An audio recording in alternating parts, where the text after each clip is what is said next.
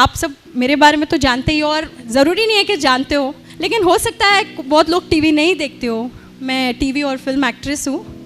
मेरे जीवन में जो कुछ भी हुआ वो भरोसे से बहुत जुड़ा हुआ है, इसलिए मैं आपके साथ भरोसे के बारे में कुछ बांटना चाहती हूँ। मैं ये आप लोगों के साथ क्यों बांट रही हूँ, क्योंकि अभी आप में से कई लोगों की अभी शुरुआत है सफ़र की, और इस सफ़र में सबसे ज़्यादा आपको ज़रूरत पड़ने वाली है भरोसे की। क्योंकि मेरी जो शुरुआत हुई थी वो आप ही के उम्र से भी कम उम्र में मेरी शुरुआत हुई थी प्रभु के साथ, एक बहुत ही अनोखे तरीके से। और एक वचन है मेरे जीवन में जिसने मुझे आज यहाँ लाकर खड़ा किया है, और वो वचन भी हम देखेंगे आगे। लेकिन भरोसा मतलब क्या है? भरोसा हम जानते, हम एक पत्नी अपने पति पर भरोसा करती, पति अपने पत्नी पर भरोसा, ज़रूरी है कि नहीं? यहाँ जितनी पत्नियाँ हैं मानती है क्या बिना भरोसे के रिश्ता होता है? है किसी के पास ऐसा रिश्ता बिना भरोसे के? हम भरोसा करते तो ही रिश्ता कायम होता है।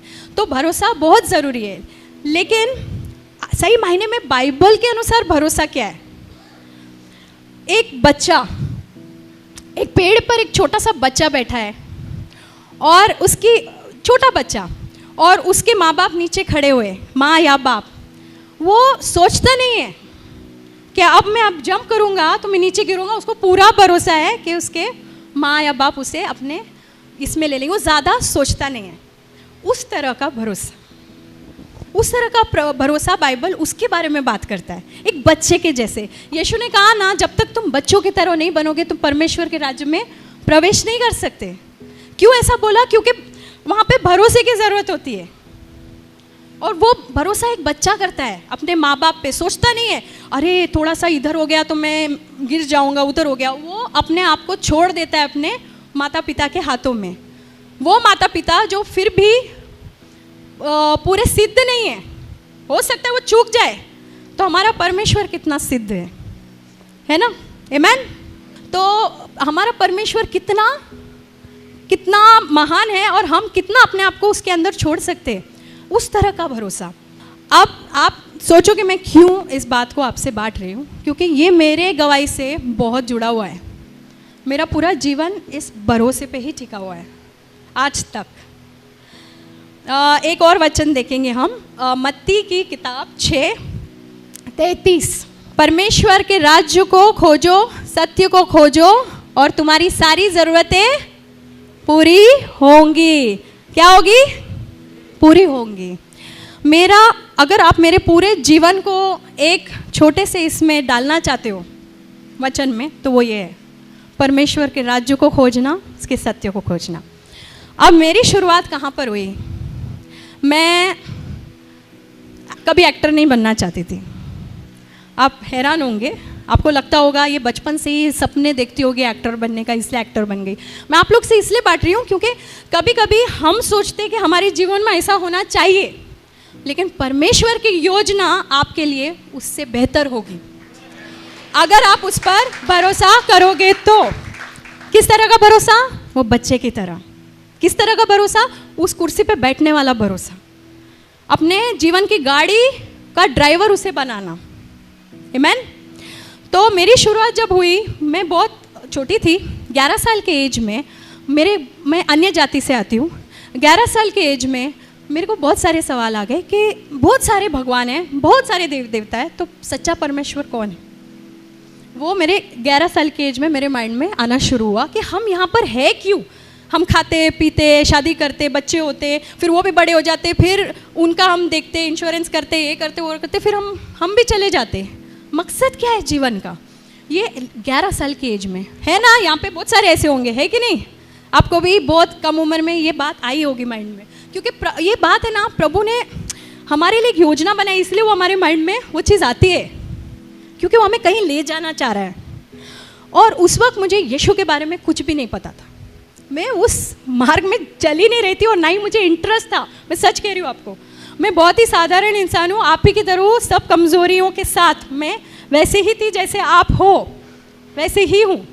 तो मेरे को यीशु में जाना ही नहीं था, मेरे को चिढ़ आती थी एक्चुअली यीशु के नाम से। और कोई मुझे बोलता बाइबल पढ़ो तो मैं बोलती थी नहीं चाहिए, ऐसी थी मैं। लेकिन बाकी सब पढ़ती थी मैं, 6 बार मैंने पढ़ लिया बाकी सब किताबें। क्यों? मुझे इंटरेस्ट था जानने के लिए सच्चा परमेश्वर कौन है, सच्चा परमेश्वर कौन है। एक दिन मैं बहुत ही निराश हो गई। मैं टेरेस पर गई, अपने बिल्डिंग के, वो बंगला था हैदराबाद में, हाँ, बाजू वाले के बंगले में। हम लोग के पास बंगला भी नहीं था, हम लोग छोटे से घर में रहते थे। तो वो बंगले पे गई और मैंने फूट फूट के रोना शुरू किया। हमारे लाइफ में वैसे भी बहुत प्रॉब्लम्स चल रही थी। फूट फूट के रोना शुरू किया और मैंने बोला तू कौन है, तू मुझे बता, मैं जानना चाहती हूँ तू कौन है। ऐसे आसमान को देख के मैंने बोला तू अदृश्य परमेश्वर, मैं नहीं जानती तू कौन है, पर तू मुझे बता। मैं तेरे को कोई नाम नहीं देती, कोई धर्म नहीं देती हूँ, बट तू मुझे अपने आप को प्रकट कर। मैं सब कुछ तेरे हाथों में छोड़ती हूँ। अब आगे क्या होगा तू ही देख ले, तू मुझे बता तू कौन है, बस। और मेरे को रातों को नींद नहीं आती थी इस बात को लेकर कि परमेश्वर कौन है एक्चुअली, वो एक जीवित परमेश्वर कौन है इतने सारे नामों में। और फिर ये मैंने बात उनके हाथों में छोड़ दी। मुझे साइंटिस्ट बनना था, पढ़ाई में बहुत रुचि थी मेरी, और हालांकि पढ़ाई में बहुत गैप्स आए प्रॉब्लम की वजह से। तो जब मैं 10वीं कर रही थी मुझे लगा कि मैं कॉलेज भी जाऊंगी। मेरा प्राइवेट 10th कर रही थी, मैंने फॉर्म्स भी भर दिए थे। ये जब मैं 16 साल की थी, ये तब की बात है। तब तक ये सवाल और भी गहरा होता गया। मैंने गॉड से टेरेस पर ये रो के पूछा। उसके 3 महीने के अंदर कुछ ऐसा बड़ा हादसा हुआ, मेरे पिताजी गायब हो गए। वो मुंबई में रहते थे, हमारे खर्चे के लिए वहाँ यहाँ से मुंबई से हैदराबाद पैसे भेजते थे। उसी खर्चे पे, उसी पैसे पे हमारा घर चलता था, रेंट, खाना पीना जो भी है। मैं, मेरी मम्मी और मेरी छोटी बहन। अब वो कहाँ गायब हो गए पता नहीं, ना पैसे आ रहे ना फ़ोन आ रहा है। मुंबई फ़ोन कर रहे तो कुछ पता नहीं, कुछ पता नहीं। ये 3 महीने के अंदर जो मैं टेरेस पे जाके यीशु से, परमेश्वर से, यीशु तो तभी पता ही नहीं था, परमेश्वर से मैंने बोला तू मुझे रास्ता बता, तू कौन है। ये 3 महीने के अंदर ये सब कुछ होने लगा। मेरा SSC कंप्लीट हो गया, तब तक कॉलेज के फॉर्म्स भरने तैयारी हो रही थी। इतने में ये हुआ, मम्मी बोली चलो मुंबई चलते, देखना पड़ेगा किधर है वो, वरना हम लोग गुजारा कैसे करेंगे, कोई नहीं हमारी मदद करने वाला, कोई भी नहीं। क्योंकि मम्मी भी बहुत गरीब परिवार से आती थी। तो डैडी थोड़े से पैसे वाले थे, लेकिन उनके भी बहुत सारे लिटिगेशन प्रॉब्लम्स, ये वो बहुत कुछ चल रहा था हमारे जीवन में। तो चलो हम मुंबई चलते। तो मुंबई आए हम लोग, ढूंढने लगे, उधार के पैसे लेके आए किसी से, ढूंढने लगे। एक छोटे से लॉज में ठहरे, आज भी वो लॉज वैसे के वैसा ही है उधर, airport palace, Santa cruise east में। अभी भी मैं जाके पिक्चर्स निकाल के लाई वहाँ पे। हाँ, इट्स जस्ट लाइक दैट। कुछ बना नहीं, पेंटिंग नहीं हुई उस बिल्डिंग की ठीक से, वैसे कि वैसे ही इतने सालों में। मैं 16 साल की थी तभी। तो उस लॉज में हम लोग ठहरे थे।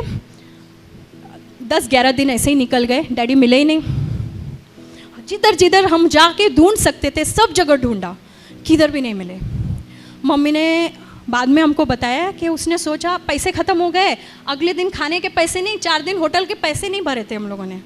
होटल वालों को पता नहीं था, नहीं तो हमारा बोरिया बिस्तर बाहर कर देते, हमको फेंक देते थे बाहर। वो अभी तक मम्मी ने उनको बताया नहीं था कि हमारे पास पैसे नहीं। उनको लगा अब तक दिया है तो दे देंगे आगे। फिर मम्मी ने बताया कि उन्होंने प्लानिंग बनाई थी हमें जहर देकर हमको ख़त्म करना, खुद भी ले लेती थी अगले दिन, ऐसा उनका प्लान था। लेकिन उन्होंने सुना था यीशु के बारे में बहुत पहले। वो यीशु को मानती थी लेकिन पूरा सब छोड़ छाड़ चुकी थी। और अब उन्होंने सुना था एक चर्च के बारे में, तो वो बोली कि चलो चलते। तो मैंने बोला मेरे को नहीं आना है, मैं क्यों आऊँ, मेरे को ये कौन है ये परमेश्वर, मेरे को नहीं पता, ये खुद सूली पर है, ये मेरी क्या मदद करेगा, ऐसा मैं सोचती थी। और बोले नहीं तुम चलो, तुम लोग को मैं अकेला नहीं छोड़ सकती है होटल रूम में, तुम चलो, तुम लोग बाहर खड़े रहना, अंदर मत आना, तुमको नहीं विश्वास है। मैं बाहर ही खड़ी रही, मैं अंदर नहीं गई। इतना मेरे अंदर वो था कि नहीं जाना है मतलब नहीं जाना, मेरे को नहीं पता, जो चीज़ में मेरे को विश्वास नहीं मैं क्यों मानूँ ऐसा। तो मैं बाहर खड़ी थी और उस वक्त मुझे पवित्र आत्मा कौन है कुछ नहीं पता, मैंने बाइबल पढ़ा भी नहीं था, एक पन्ना नहीं पढ़ा था बाइबल का। सडनली मुझे वहाँ पर ऐसा महसूस हुआ कि किसी ने ऐसे बकेट भर भर के मेरे ऊपर है ना ऐसा प्रेम उंडेल रहा है, ऐसा शांति, प्रेम, आनंद और जॉय जैसे पूरा मेरे आंखें ऐसे भर आई और मैं रोने लग गई। अनकंट्रोलेबल क्राइंग, मेरा पूरा शरीर ऐसे काँप रहा था और मुझे समझ में नहीं आ रहा मुझे उधर क्या हो रहा है। मैं बाहर वरांडा में खड़ी हूँ, अंदर भी नहीं गई, मुझे समझ में नहीं आ रहा है क्या हो रहा है। मम्मी बाहर आई तो बोली क्या हो गया, मैंने बोला कुछ हो रहा है मुझे। तो बोली चल चल अभी चलते। तो मम्मी रूम में आए, कुछ बुकलेट्स थे वो दोपहर में भी प्रार्थना कर रही थी मम्मी। मेरी सिस्टर को भी इतना कुछ पढ़ा नहीं था, वो समझ ही नहीं थी, वो 12 साल की थी तभी। शाम के 6 बजे मैं अपने रूम का दरवाज़ा, होटल रूम का खोलते हैं, वहाँ पे एक वरांडा है, 3 रूम ऐसे थे, 3 रूम ऐसे, नीचे रिसेप्शन था, छोटा सा लॉज था। बिल्कुल हमारे चौखट के बाहर, अगले दिन खाने के पैसे नहीं हैं, वो उस दिन लास्ट था हमारे पास खाने के पैसे, बिल्कुल हमारे चौखट के बाहर 100 रुपये का ऐसा bundle, just outside our door. ऐसे नोट जो बैंक से निकले हुए, जिस पे एक पेन या पान का दाग नहीं, उन दिनों में तो बहुत गंदे नोट होते थे, ऐसा नोट जैसे अभी किसी ने बैंक से निकाला हो, ऐसा नोट मैं हाथ में, मैं कांप रही हूँ, मैं मम्मी को जाके दिया तो मम्मी ने बोला कि इधर ही रख पैसे, बोलना मत पैसे हमारे पास है, नहीं तो कोई भी बोलेगा मेरा है करके, नीचे जा पूछ कि किसी का पैसा गुम हो गया है या चोरी हुआ है कि क्या है। हो सकता है कस्टमर जब सामने वाला हो उसके पॉकेट से गिर गया हो, नीचे जाके पूछा वो वेटर वो लोग से, तो बोले बेबी ऐसा क्यों पूछ रहे हो, ऐसा तो कुछ नहीं है। तो मैं ऊपर आके मम्मी को बोला ऐसा कुछ नहीं है। फिर हमने वो पैसे गिने, 4 दिन हमारे होटल का उसमें पैसा था, 4 दिन का वो भरने का, और आगे के 3-4 दिन हम 3 टाइम का खाना हम लोग तीनों खा सकते थे, उतना पैसा उस बंडल के अंदर था। मैं बोली कौन है ये भाई, पहली बार गए, मैं तो मानती भी नहीं हूँ, इतने जगह गए, इतना कुछ किया, जीवन ऐसा ही ऐसा जा रहा है, ये क्या है। एक तो मुझे उधर कुछ महसूस भी हुआ, तो मेरा माइंड वहीं से चेंज होना शुरू हो गया था कि कुछ तो है, something different about this Jesus Christ. तो मैं जानना चाहती, फिर मेरा पूरा वहाँ से उत्साहित था बड़ा, मैं और जानना चाहती हूँ यीशु के बारे में, ये कौन है जो शाम को जवाब आता है, सुबह में प्रॉब्लम और शाम को सलूशन। तो मैंने बोला मुझे जानना है। उतने में और भी बहुत सारे चमत्कार हुए। वो एक अंकल थे हमारे वहीं से, मैं जो साइंटिस्ट बनना चाह रही हूँ, मैं क्यों आपको ये बता रही हूँ, क्योंकि आप सब भी बहुत आशाएं लेकर बैठे होंगे, मुझे ये बनना है, मुझे वो बनना है, और हो सकता है कि प्रभु की भी इच्छा आपके लिए वो हो, तो वो ज़रूर आपके जीवन में पूरा होगा। लेकिन कभी कभी प्रभु की इच्छा हमारे लिए कुछ और होती है। क्यों? क्योंकि वो जानता है कि आपकी काबिलियत क्या है, वो आपको किस क्षेत्र में इस्तेमाल कर सकता है।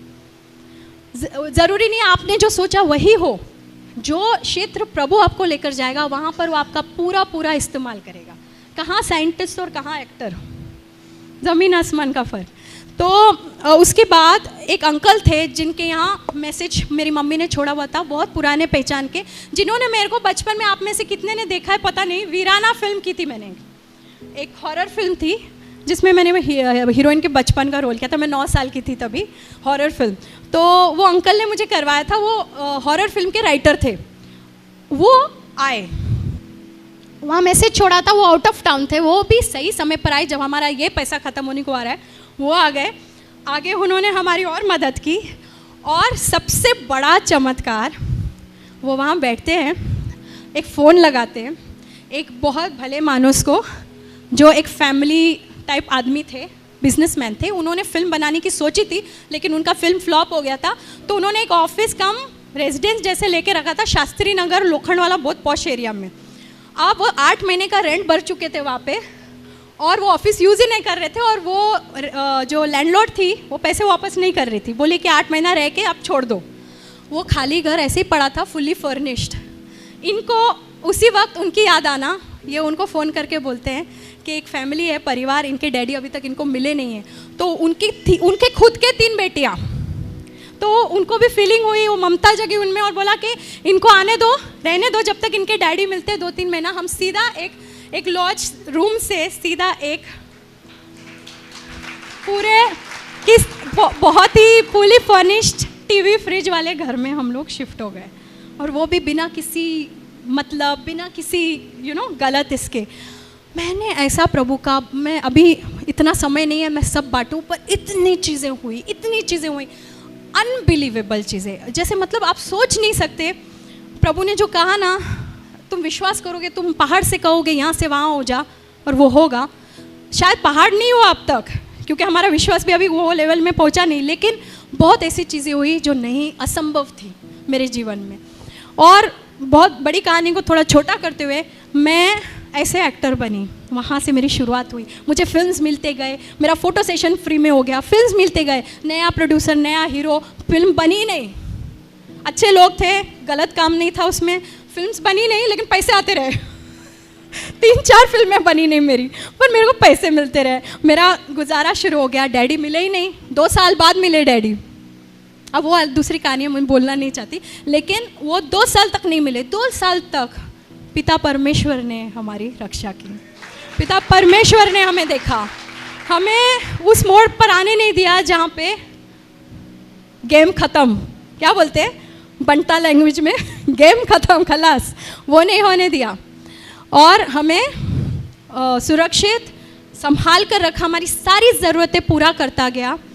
और मैं ये नहीं कह रही हूँ कि सब कुछ स्मूथ हो गया, वो भी गलत होगा, परीक्षाएं आई और आती हैं।